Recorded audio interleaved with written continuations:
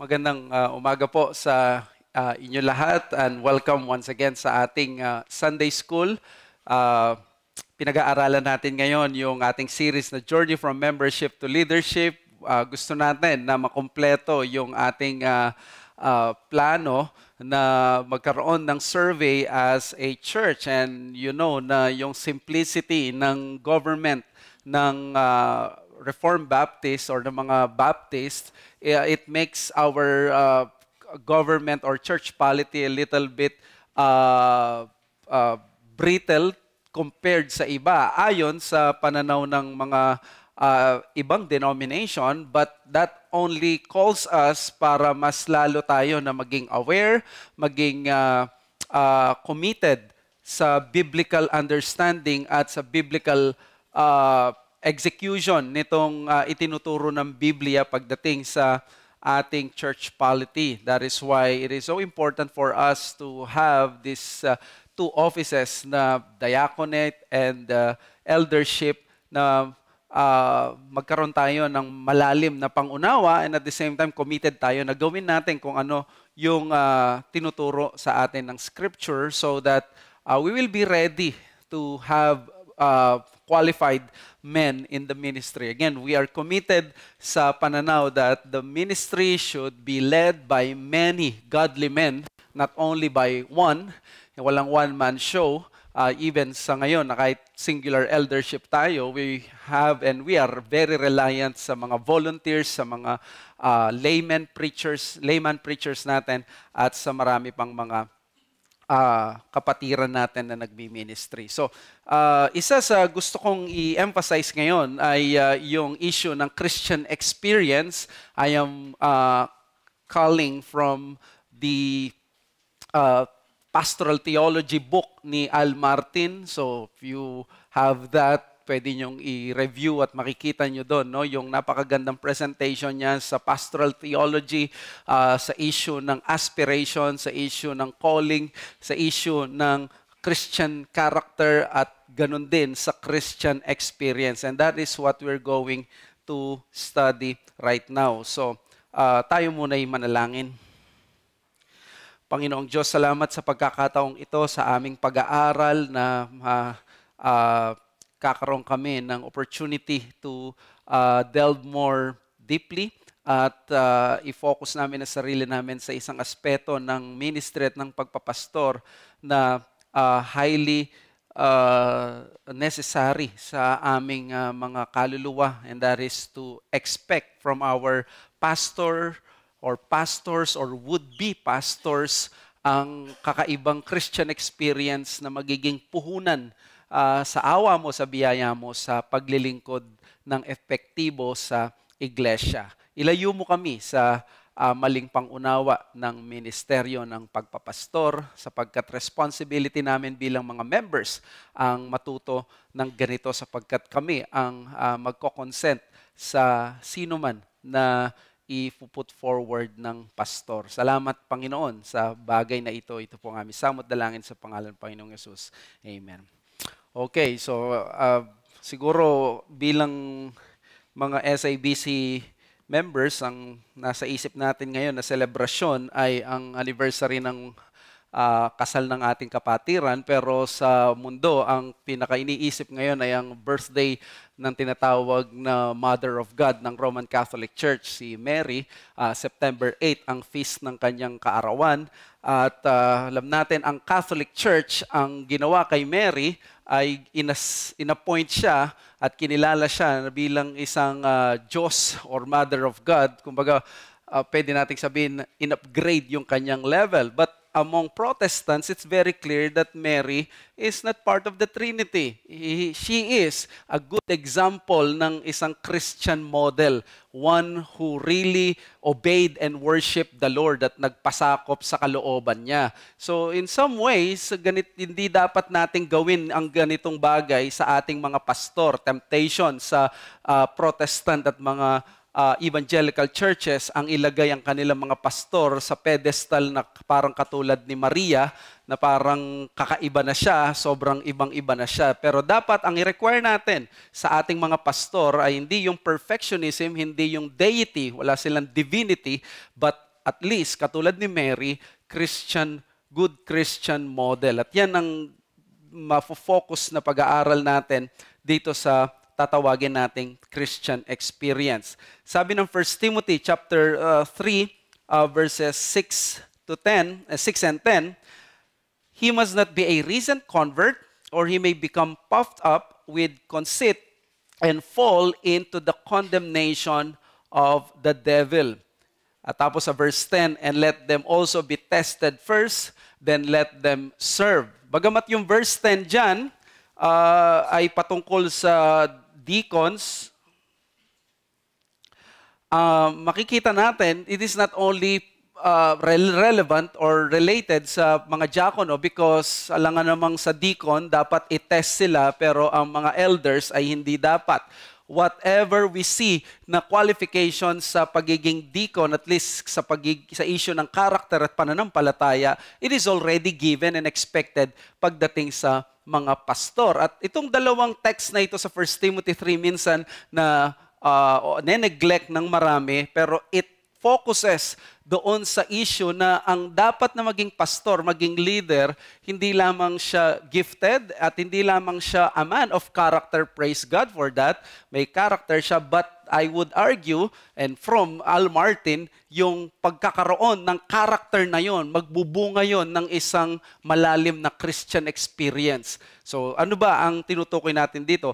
By the way, gusto ko lang banggitin itong from Alexander Strauch na bilang mga members ng SABC, napakahalaga ng mga bagay na ito para sa inyo. Hindi lamang ito trabaho ng pastor at kaming mga nag-seminary na maging aware dito. Kailangan nandito kayo, sabi ni Alexander Strauch.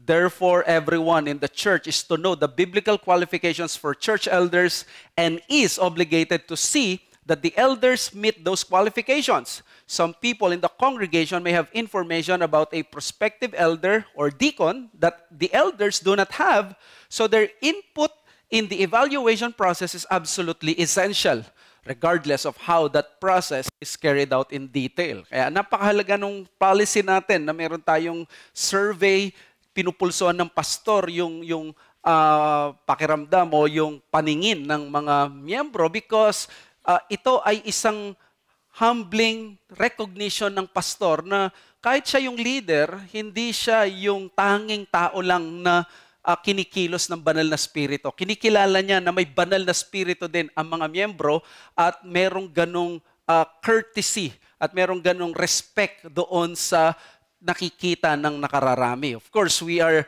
against sa anumang personal bias ng mga iilang miyembro sa isang potential deacon at potential pastor, but overall, under normal circumstances, kapag ito ay may overwhelming approval or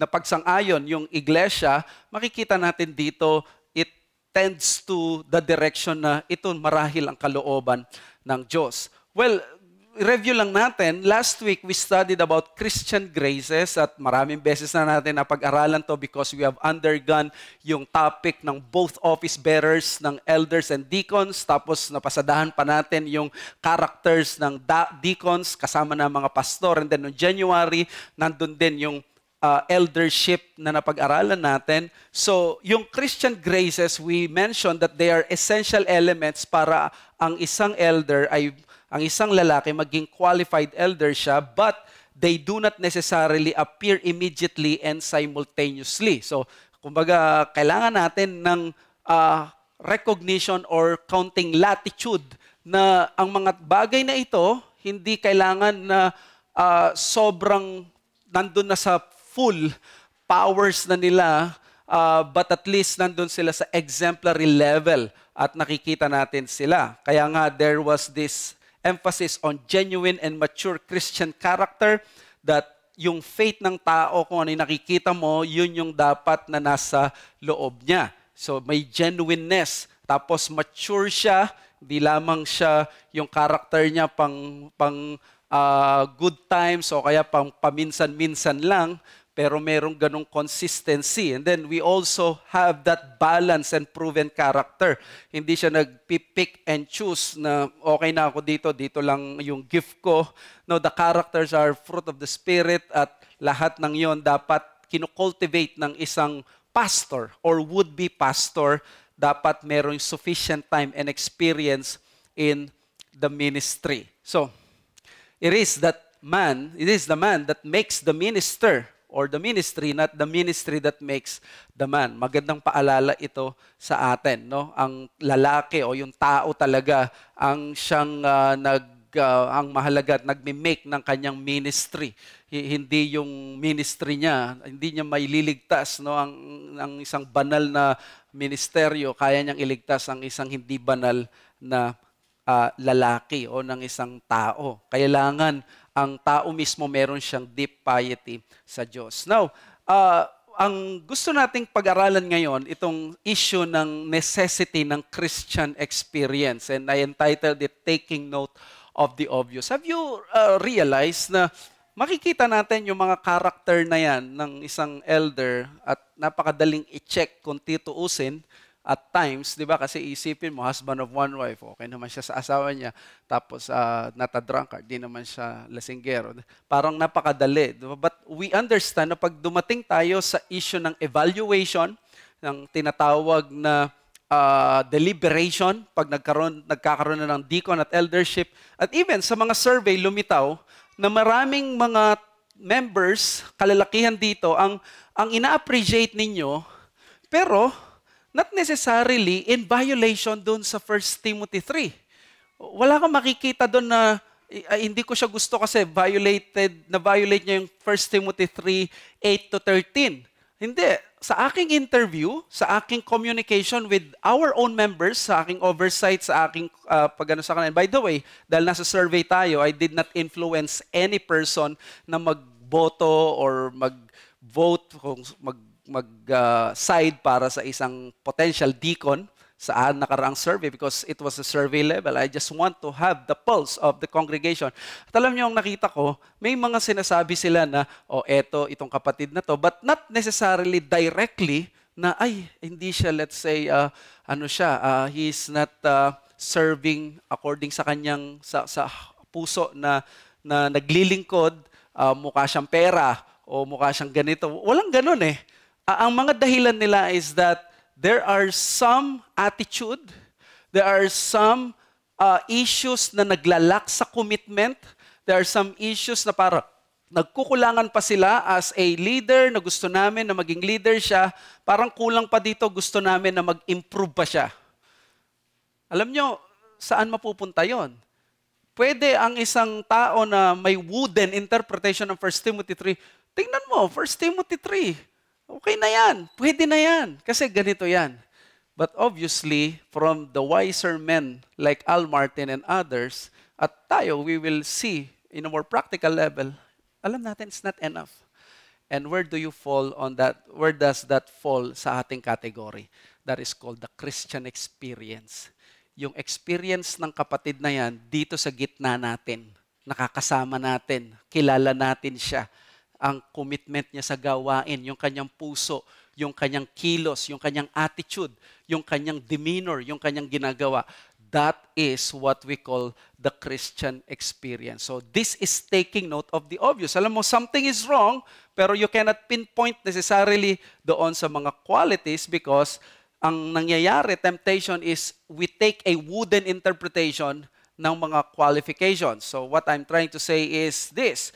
We believe that God looks on the heart, but also we affirm that anything that's in the heart will normally manifest in the external conduct of a man. So related yung puso at yung conduct. Ano man ang nasa puso, lalabas yan sa kanyang conduct. So, ang task nating mga church members, we must judge the fitness of the men who are aspiring for the ministry, applicable to even sa mga deacons. But of course, there's a problem. We are not God. We are not the Holy Spirit.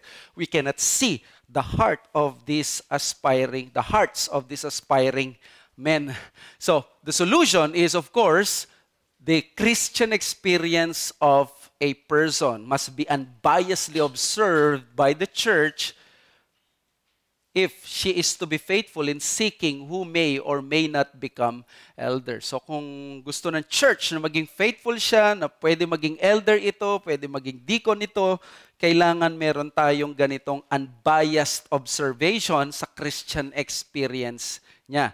Sabi ni Al Martin, by Christian experience, I do not mean some specific individual experience. Rather, I have in mind the totality of a man's personal experiential acquaintance with those things that form the very essence of the life of God in the soul of man.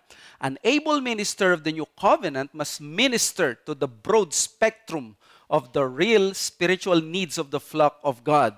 Such a man must have more than a theoretical acquaintance with the spiritual realities that are set forth in Scripture as normative. So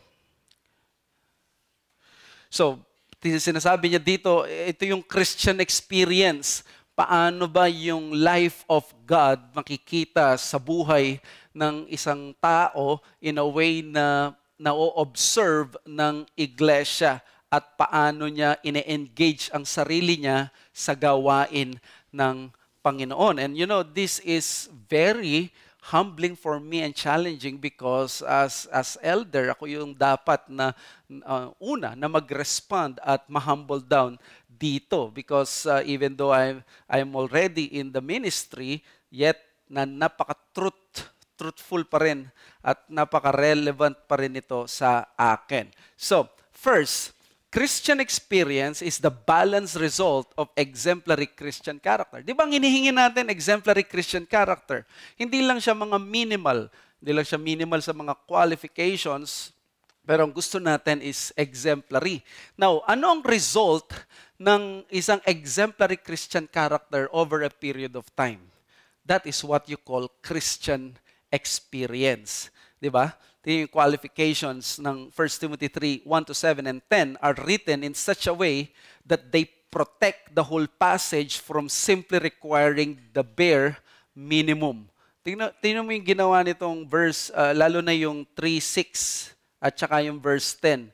Itong passage natin, ang ginawa niyan is, baka kasi ang temptation sa atin is, let's say, yung bibigay kong halimbawa mamaya, okay naman siya dito, so ang mangyayari sa atin is, okay na, simply, nakita natin to or minimum, pero dito sa verse 6 and verse 10, may reminder siya, you test them first. Hindi sila pwedeng baguhan sa ministry. No, it is a great temptation to, for example, a new and young congregation to be satisfied with a mere appearance of the elder's qualification. Again, we are not trying to add more sa Word of God. We are trying to interpret it properly because of these qualifications na nakalagay sa verse 6 and verse 10 na hindi pwedeng mere appearance lamang. Bigyan ko kayo ng halimbawa. Itong pag binasa mo ang 1 Timothy 3, napakarami dyan, pero nakalagay dyan, ang elder, hindi siya dapat drunkard, hindi rin siya dapat quarrelsome. Now, kapag tiningnan natin ito, or even yung mga baguhan mga bago sa ministry or bago sa Christian faith, masasatisfy na sila na as long as wala naman tong yung pumapasa naman siya sa sobriety test ng mga pulis pag siya ay nagmamaneho, or yung wala naman siyang actual case na nakikita mo, nakikipagsuntukan dyan sa labas. So therefore, hindi siya quarrelsome at hindi mo naman siya nakikita na nanghahamon siya palagi. So this is what I call the bare minimum interpretation ng mga qualification. And same is true with husband of one wife. Pwedeng sa, wala naman siyang adultery na nakukomit. So, the qualifications on not being a recent convert and testing the potential leaders first, testing the potential leaders first, reveal a requirement that is more than the bare minimum. So, yun yung sinasabi ng verse 6 na, yes, may ganitong requirement, but you have to interpret this as not simply requiring the bare minimum, which is kailangan tested yung tao. Sabi sa verse 6, he must not be a recent convert. There must be a longer period of time of having a pattern of mature Christian experience. So, hindi pwede na parang 2 years pa lang siya sa church mo. And then nakita mo, okay naman, wala namang record ng ganito. Binanggit natin kanina, quarrelsome, drunk. tapos sasabihin natin ay okay na kasi malinis naman yung kanyang ganito. Dapat meron tayong karanasan na yung taong ito ay probably naranasan niya na sobrang tagal na niya sa Christian life na examine at na-convince tayo itong taong ito ay malalampasan niya yung ganitong mga challenges. And then, sa 1 Timothy 3:10, let them also be tested first. And the Greek word dokimazo means proving someone by putting him into the test. So therefore, sino man ang gagawin nating deacon at elder ay convinced tayo na papasa siya sa test. Merong proof. Mapapakita natin yung pruweba sa ganung bagay. So, ang better principle ay ito.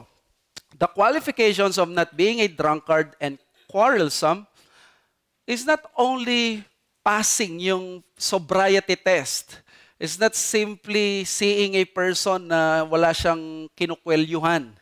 Actually, ang tamang interpretation ng mga qualifications na to points to a man who possesses the pattern of mastery of his passions. Pag binanggit ng scripture na this person should not be a drunkard, should not be quarrelsome, should be gentle, should not be violent, ang gustong i-point out niya, itong taong ito, he can rule his passions. He can have a mastery sa kanyang sarili, kaya niya magtimpi. Yun yung gustong ipakita. At yung ganong requirement, pag nilagay mo sa ganong language, hindi uubra yung isang taon dyan. Hindi uubra yung walang observation. Dahil mako-convince ka na itong taong ito, ay oo, nakita ko na to under pressure at nakita ko yung Christ-likeness niya. May mga panahon, syempre, immature siya, nilabanan niya, pero nakita natin yung over a period of time, lumago siya, na-overcome niya to. And of course, we all desire that. No? We are not teaching this to demolish a person's aspiration, but to encourage na, nga, no, pagdating pala sa ganito, ipansinin natin ito, paano nag-handle ng mga ganong situation. Now, Michael Foster has posted sa Facebook ng isang magandang interpretation ng 1 Timothy chapter 3. At sabi ni Foster, makatingin sa atin, parang gusto niyang maging lalaki, no?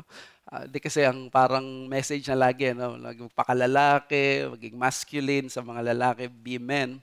Sabi niya, the list of elders' qualifications in 1 Timothy 3 is heavy on character. Only 2 skills are listed. An elder must be able to teach and manage his own household well. But the rest of the qualifications are matters of personal character and virtue. This is because an elder must, above all things, be able to maintain his nerve. He must be a man of deep self-control and self-mastery, a man of self-rule. Proverbs 16:32 says, whoever is slow to anger is better than the mighty, and he who rules his spirit than he who takes a city. A lot of people can lead in times of ease and peace, but when everyone is losing their head, it's the man of character you want in charge. It's the man who is slow to anger, anxiety, and fear. It is the man who rules his spirit well. Self-rule is the foundation of all rulership and leadership. Self-rule, self-control, and self-mastery produce character over time. Character comes through discipline, and discipline starts with self-rule. 1,000 amen to that. Kasi kung ikaw ay lalaki or even babae ka dito, for sure, this something nakaka-relate ka dito, di ba?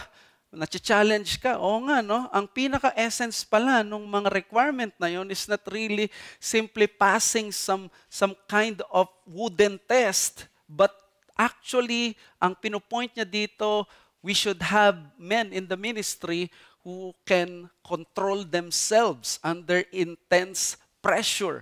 Because what we are looking for are servants of Christ who would take first the interests of their people ahead of themselves. So, and not them, yung sa sarili nila. So yung self-rule, self-control, self-mastery, I agree na ito yung pinopoint out ng much of the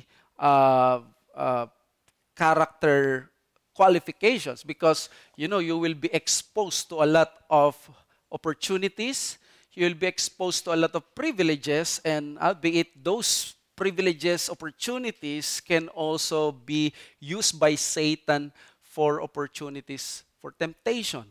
You'll be exposed sa, for example, probably yung ganito na nasa harapan ka ng maraming tao. People listen to you. Expose ka sa salapi, ma-expose ka sa conversations with the opposite sex, ma-expose ka sa maraming mga bagay na hindi ka laging mababantayan. And a person, ang magiging parang pag-asa mo dito, hindi yung may mga policies at yung mga structures, because the sinful heart is very creative pagdating dito. It is really the man who has that Christian experience, may ganong spiritual depth at mastery sa kanyang sarili. So, what are the biblical reasons for testing the aspirant? So, these are the two reasons. Number one, sabi ng 1 Timothy 3:6, the danger of pride. A man who is young and new to the faith is most likely not have been humbled yet by the pain and afflictions to the ministry. So, marami ang mga young men noon lumalapit sa akin when they have known that nung hindi pa kami reformed or tayo reformed, I was asked to lead this ministry at the young age of 23. And men would usually come to me thinking na i-encourage ko sila. But I always say consistently sa kanila, mag-aral ka pa, huwag ka munang mag-lead. Hindi biro-biro yun, nandito ka. And that is why at the age of 25, we pursued already yung marriage and all those things because very related ito sa ministry. Because as a young person and new to the faith, you are most likely are about to experience yung maraming mga pagsubok, affliction, temptations sa ministry, and you will be humbled. Kaya yung isang baguhan sa ministry, hindi dapat i-consider muna sa iglesia para maging pastor. Probably may makikita kayo, nabibless kayo, ganito, pero kung 1 taon, 2 taon, 3 taon pa lang yan, hindi muna dapat natin siya ilagay doon at kailangan natin na patuloy siyang ipag-pray because nandun yung danger ng pride. And number 2, the danger of falling away. Yung falling away, sabi ng Matthew 13:20-21, pag hindi mo muna tines yung tao, doon sa parable of the four soils, merong rocky ground. At yung rocky ground na yon, pag dumating daw yung persecution on account of the word, hindi na siya mag-endure to the end. So, kailangan muna ng observation. Baka, alam mo yan, maningas kugon lang yan. Baka alam mo yan, nasa emotional high lang yan. O kaya inspired lang kasi na-in love. May naging crush siya sa camp. Nag-attend kasi ako ng camp, tapos may isang Bible student na lalaki, sabi niya sa mga group of girls, no, with all that 1,000% of self-confidence, sinabi niya, sino sa inyo nagpipray na maging pastor's wife kasi gusto ko maging pastor? So, this happened actual, no? So, wala naman sa Reformed community ng ganito, but this is the danger of falling away na hindi mag-endure to the end. So, kailangan makita natin for a certain period of time. So, again, kaya napakahalaga yung faithfulness. Ako, isa sa kino-consider ko ito, yung longevity sa ministry, longevity sa iglesia. Kahit na sabihin mong ganito, I always have a deep respect that this man, through thick and thin, or nung thin siya, tapos naging thick na, joke lang. Pero kapag nandyan siya, he never gave up. Mapalaking para sa akin paghanga at admiration yon, because this person has really given himself to the ministry, to the people. So this is something na very encouraging. That is why i-pursue natin, mga men, lalo na tumatayo dito. Huwag tayong maging katulad sa US na parang ang tenure ng mga pastor ay 2 years lang, 2 to 3 years. Yan yung pinaka-average nila. We should aim for longevity at yung tenure natin na pangmatagalan. Sabi sa Matthew 13:20-21, ayan, the rocky ground, tapos He has no root in himself, endures for a while, pero yung tribulation dumating, he falls away. Maya pala, ano siya, no? Hindi pala siya tunay na mananampalataya. So exemplary in Christian experience must not be considered an accessory to the pastoral office, but an important fixture to the whole ministry. Okay? So, exemplary pagdating sa Christian experience. Hindi ito parang bonus sa atin or privilege natin na binigyan tayo, but it's actually a right ng isang iglesia to have these leaders. Number 2, Christian experience separates the ordained theologian from the ordained shepherd. So, tingnan nyo, what separates ang isang theologian, theologically capable Christian, sa isang ordained na pastor ng iglesia? Can a theologically capable Christian pass the simple qualification of a Bible teacher but not really a shepherd? Yes. Ang daming mga theologians. They have this reverend. They are ordained ministers. Pero nandun sila sa seminaries. They are teaching. Nandun sila sa mga chaplaincy.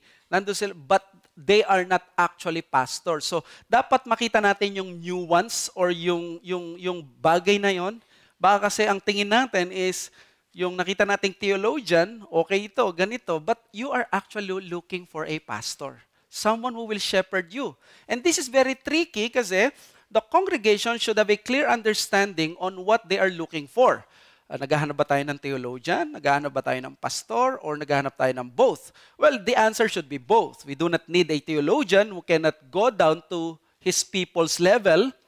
Kailangan yung naintindihan siya at na kaya niyang bumaba sa level ng mga members niya. Hindi natin kailangan yung theologian na napaka-invisible. Sabi nga nila, may mga pastor daw na ganon, they are 6 days invisible, 1 day incomprehensible. So, 6 days di nakikita, 6 days walang kaalam-alam ang mga miyembro, walang oversight, walang anumang kumustahan, wala. Magpapakita ng Sunday at nandun lang at magtuturo, napaka-incomprehensible niya because walang personal touch, walang ganong involvement sa buhay ng mga iba. Kaya sa mga men natin dito, if you are holding some form of ministry where you are near with people, with members, it's an opportunity for you to cultivate that kind of relationship and love sa mga tao. So, and then, nor are we looking for a caring shepherd but who cannot handle the word well. Because he might fail in biblically instructing the hearts of his people. Baka pwede, may mapagmahal na miyembro, ay kapatid, o pwede ko siya maging pastor. Pero ang problema, hindi niya kayang ituro ang salita ng Diyos. So mukha ka lang na engganyo dyan, pero on the long run, magiging unprofitable yan para sa'yo. Baka magkamali ka sa mga ibibigay na mga pieces of advice ng kapatid na yan. So the point is that Christian theology and Christian experience should be both taken seriously by an eldership aspirant to be qualified to the ministry of shepherding. So, nandun dapat yung seriousness sa theological studies, nandun yung kanyang adept siya sa theology, but at the same time, may experience siya to the point na hindi lang siya pwedeng preacher lang, hindi lang siya yung Bible teacher. He is a shepherd, a pastor. One who will care for the sheep. One who will take care of the sheep of the Lord. Kaya sabi ni Al Martin, there must be an enlarged Christian experience in contrast to minimal. Na minimal lang yung Christian experience niya. Kaya alam nyo dito nagkakaproblema marami mga churches sa Amerika. Kumukuha sila ng mga pastors na hindi nila kilala, di ba? Magkakaroon ng candidating sermon, hindi nila member. So mangyayari is nakilala lang nila ng ilang buwan, then na sila ng maging elder na nila, and then later on, makikita nila, parang hindi ito yung inordain namin, hindi ito yung binoto namin, bakit nagkaroon ng, ng ganito? So, it should be yung congregation, may alam siya sa buhay ng aspirant. Bigyan ko kayo ng challenge. Kung magkakaroon ng survey ngayon, at may susulat kang pangalan, can you honestly say na yung taong ngayon, kilala mo siya, yung buhay niya kahit papaano. Not yung level ng kanyang asawa. Siyempre, mas makilala siya ang asawa niya. Pero do you know kung saan siya, let's say, pumupunta, nakatira, ano yung ginagawa niya sa ganito, at you know kung ano yung kanyang mga, yung ministries niya. Because you are looking for a pastor. You are looking for someone na maglilingkod para sa'yo. Hindi lang siya magiging regular preacher mo.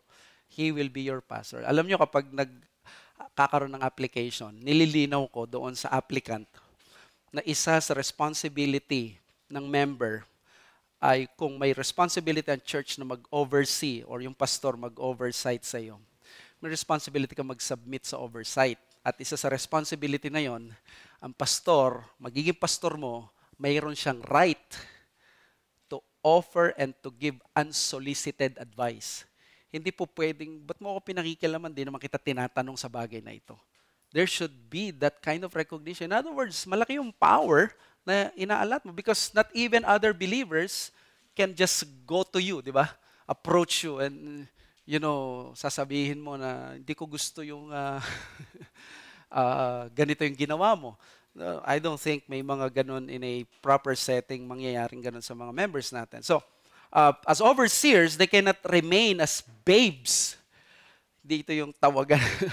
Pero they cannot remain as babes with regard to the real and normal struggle of the Christian life and the difficulty of the Christian ministry. Ang aim dito ni Al Martin, nung pinag-aaralan ko to, we want to have a pastor na naintindihan niya yung Christian suffering. Naintindihan niya yung affliction. Naintindihan niya yung difficulty. Now, hindi ito paramihan. Baka kailangan, maka-puritan muna yung maging pastor natin.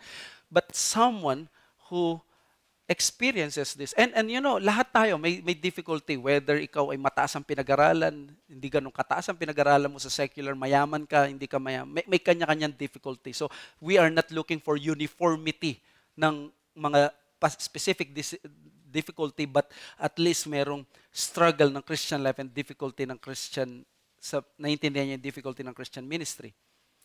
Sabi ni Al Martin, what I am saying is that such a man should never enter the pastoral office. He may not be disqualified to be a member in good standing of a well-ordered gospel church.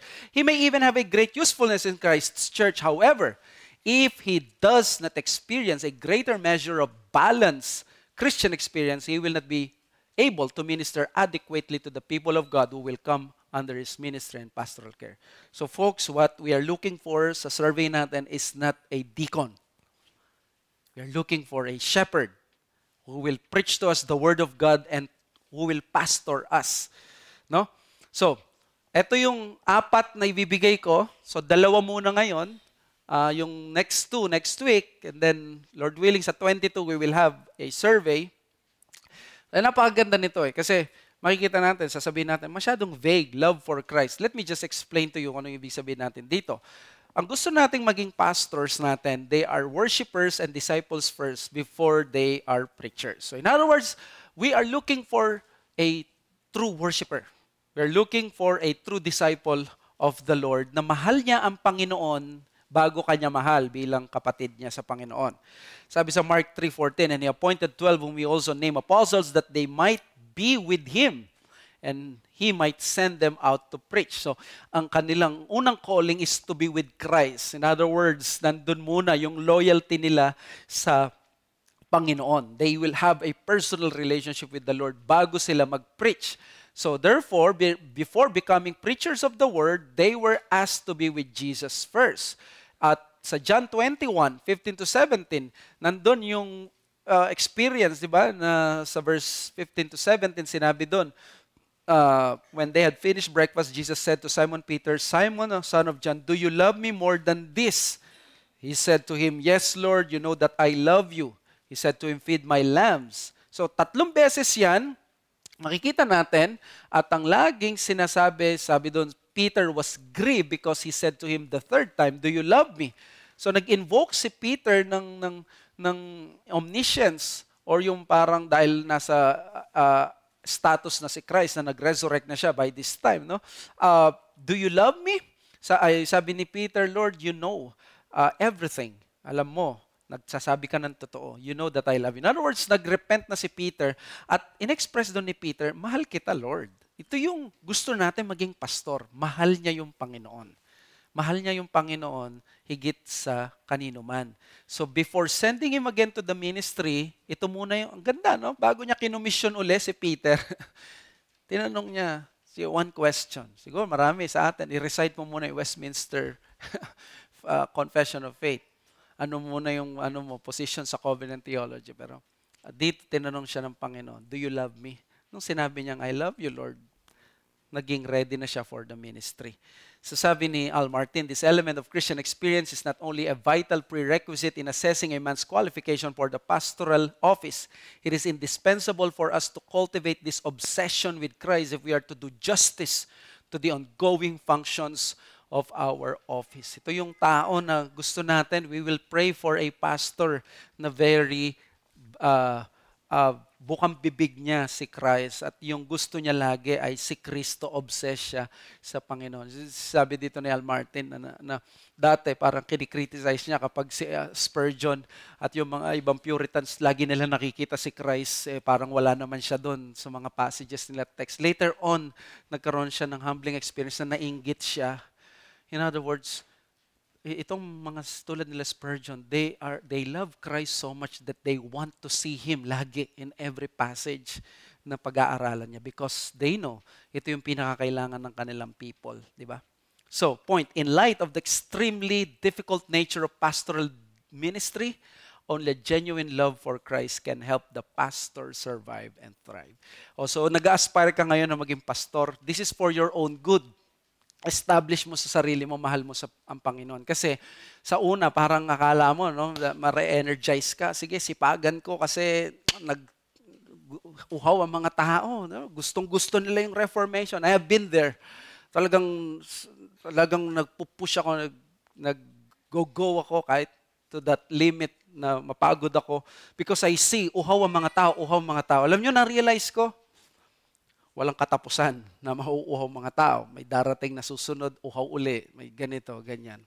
And then these people na uhaw, they would experience then yung typical and normal challenges ng Christian life. Magkakaroon sila ng mga downfall, magkakaroon sila ng problems. You would have even conflict with them. Ang point ko lang is, what would keep you going sa ministry? Brothers, mga nag-aspire dito, mga men, what will keep you in the ministry is yung love mo sa Panginoon. Not even para sa member. Darating ang araw, dadala ka ng sitwasyon, ng Panginoon sa sitwasyon na mamimili ka eh. Siyempre, hindi mo kailangan mamili. False dichotomy yun. What you do for Christ is also for the church. But there are some cases sa ministry that you would really have to do this. Will I do this? Am I doing this for my member or am I doing this for Christ? At doon may establish kung para kanino ka. Para sa Panginoon. Doon ka magsasurvive. Doon ka magsa-thrive. So you love this. You love the Lord. Siyempre, pag mahal mo ang Panginoon, it will result to loving your people. At dito natin makikita, no, yung gusto natin maging elder. We want an elder who can sacrifice his own comfort and interests for the sake of his people, for his flock. And it will only be doable in the context of gospel-driven ministry. Bakit? Pag nakita mo si Christ, na-sacrifice niya yung kanyang comfort, na-sacrifice niya yung kanyang sarili, bago yung sarili niya, yung kalooban mo na ng Diyos, maintindihan mo kung makakaya mo magsakripisyo din. Kung wala yung gospel-driven na ganito, na pananaw, walang mangyayari sa'yo. Sa 2 Corinthians 2:14-15, isa ito sa mga nagmi-ministry, matatanggap nyo din, kailangan natin tanggapin ito. Sabi ni Paul dito, here for the third time, I am ready to come to you and I will not be a burden. For I seek not what is yours, but you. Yung iba daw, I seek what is yours, but you. I seek not what is, I seek what is yours, but you. Hindi ganon. Ang biblical is, I seek not what is yours, but you. For children are not obligated to save up for their parents, but parents for their children. I will most gladly spend and be spent for your souls. Have you noticed that? I will most gladly spend and be spent for your souls. If I love you more, I am to be loved. Am I to be loved less? Diba? So, dito nagrereklamo siya sa kanila. No? Napakadali yung paniwalaan yung mga yan. Ako yung nagbuwis ng buhay sa inyo, nag-sacrifice sa chapter 11, lahat ng ganito. Hindi ako nanunumbat, sinasabi niya, pero sinasabi ko, ganito ko kayo minahal. At dapat lang namin gawin to kasi kung ako ang magulang nyo spiritually, ito yung gagawin ko. And you will realize this. Diba? In the ministry, pwede yung miyembro magtampo sa pastor, hindi niya papansinin yan ng ilang linggo, ilang buwan. Pwede mangyari yan. Lalayuan niya, hindi, magiging cold yan. But as a pastor, may tendency ka na gusto mong gumante. Yan ang gusto mo eh. But you cannot do that. You should be expected na ikaw laging unang lalapit sa kanya. Hahabulin mo pa yan doon sa labas para masabi mo, ingat ka pa uwi. Although alam mo, may tension na nangyayari. Madalang makita na yung lagi yung miyembro lalapit pag may mga ganon. It's always the pastor. So hindi kaya ng pride mo yon lamunin. Ministry is not for you. And it is true. Minsan, na-experience ko to. There are some people na magkakaroon ng conflict sa church. Remember, hindi mo dapat ikagulat, ikatampo, ikapagpasalamat mo pa kapag nakita mo yung pastor mo, kahit sasabihin mo, kakampi mo siya. Pero kapag siya yung unang nakita mo nag-humble down at nagpatawad, naghingi ng sorry, that's a good sign. Because he is a pastor. Naintindihan ng pastor minsan mas mahirap mag-move on ang mga miyembro. But as a pastor, you cannot spend a long period of time moving on. You have to let go. You have to forgive. You have to love. Affirm these people na binigay ng Diyos sa'yo. Kalimutan mo na yung sakit na nararamdaman mo. Diba? Mas daig ka pa ba ni Charles Xavier? Sasabi, it's not important what I feel and it's not important what is best for me. Ang importante ay yung cause nila. But I'm just telling you mga kapatid, I'm just trying to open up to you something sa pastoral ministry. Because I also want to have a pastor who will love me.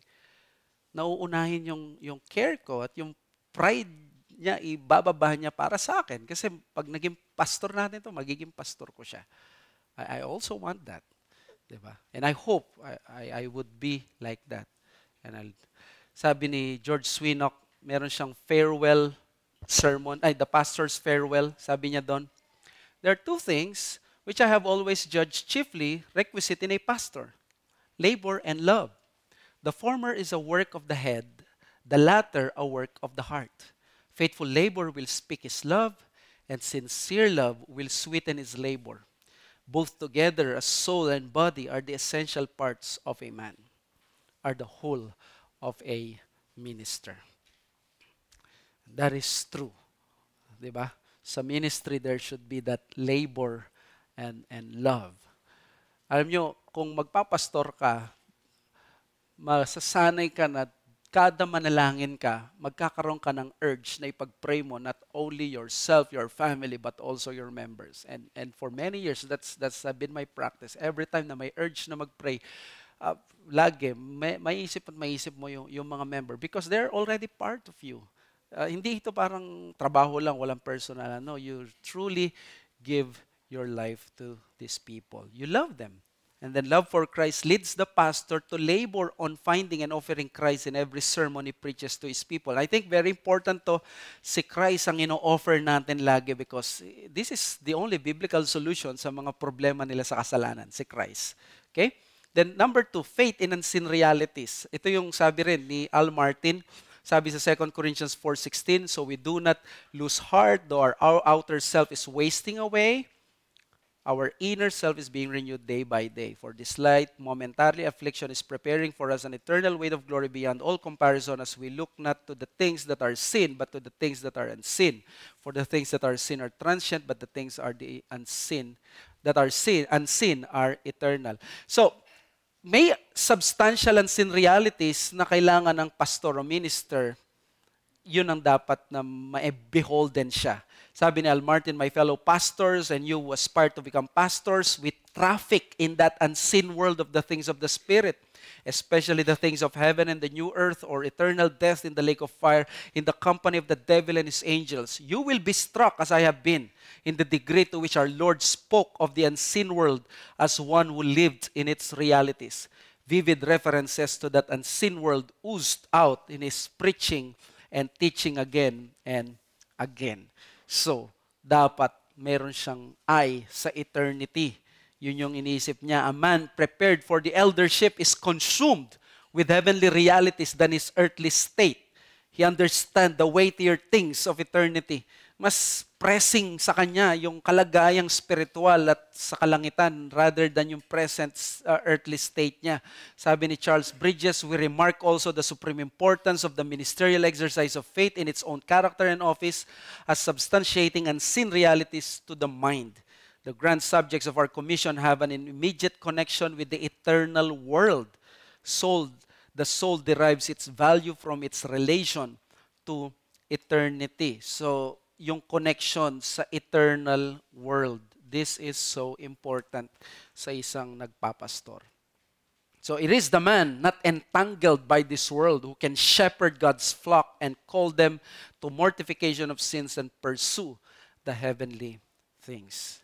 Sabi sa Matthew 18:8, di ba? If your hand or your foot causes you to sin, cut it off and throw it away. It is better for you to enter life crippled or lame than with 2 hands or 2 feet to be thrown into the eternal fire. So, we need elders who take seriously the pastoral ministry because they understand that eternity is what at stake. Any question sa ating pag-aaral? Yes, si Joven.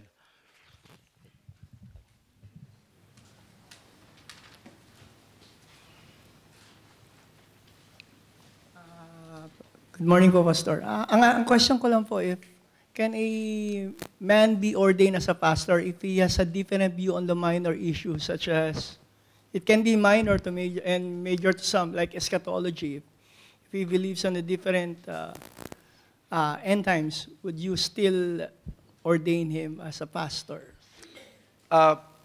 As a member, pwedeng mag-differ, pero it's a different case when you are in the leadership. Much better the more na nag-unite kayo sa mga doctrines like eschatology, mas mainam yun for the sake of the church. Kasi mahahati din ang iglesia later on. Kaya pagdating sa mga eschatological position, much better na pareho ang both elders. At ang church natin dito is 1689 at ang eschatological position na pwede dyan ay pwede ang post-mill, historic pre-mill at a-mill, but mostly a-mill. So, and I think sa mga experiences ng marami, tinry nila yan, pero yung ang hindi pa pastor, nagkahiwalay na dahil nga sa eschatological position nagpipreach pa lang. So how much more when they are both elders?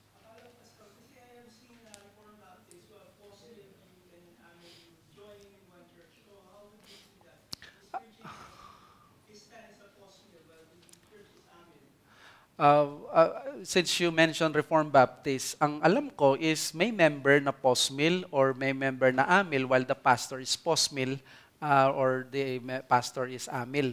Pero wala akong alam na rebap na yung fellow pastor niya post-mill at yung pastor na isa a-mill or a-mill. Wala akong alam na ganun kasi magkakaroon sila ng problem. And I have told you mismo, actual cases to, hindi pa pastor yung isa, pero nagka-problema na sila because of the tension ng mga direction ng message, emphasis sa sermons, di ba? Kasi may ibang mga priorities ang mga eschatologies, di ba? So, ayun. And even as pwede nating maging member ang isang dispensation is as long as hindi siya magiging assertive sa kanyang position and is willing to take a look sa amillennialist position. So, as members pwede, but as much as possible sa eldership united sila. Kaya kapag may additional elder na put forward, isa yun sa tatanungin ko na pareho ba kami ng eschatology or sa ganitong bagay.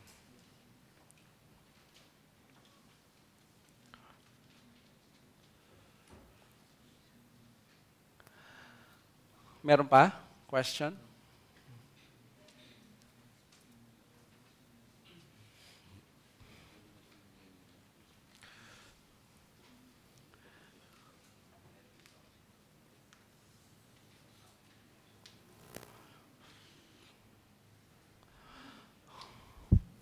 Okay, so kung wala na po, let us pray. Father, we thank you so much for teaching us your truth, your word, and allowing us to peep into the heart of a pastor. We pray that you will give us right now ang pastor namin mas lalo na maging mapagmahal sa Panginoong Yesus.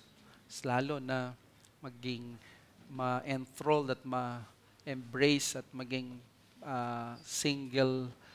singularly focused sa eternity.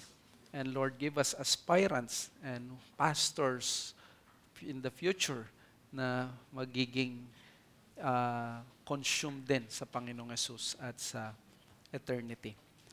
Tulungan mo kami na magkaroon ng ganitong culture and desire that we will have our prayers din, na malinisan yung prayers namin, mapalitan yung mga prayers namin from being shallow, na ganito lang yung gusto namin sa elder, that we would have biblical prayers sa mga elders namin na in-expect namin sa muna yung in-expect namin sa kanila. Thank you so much for our lessons today. In Jesus' name we pray.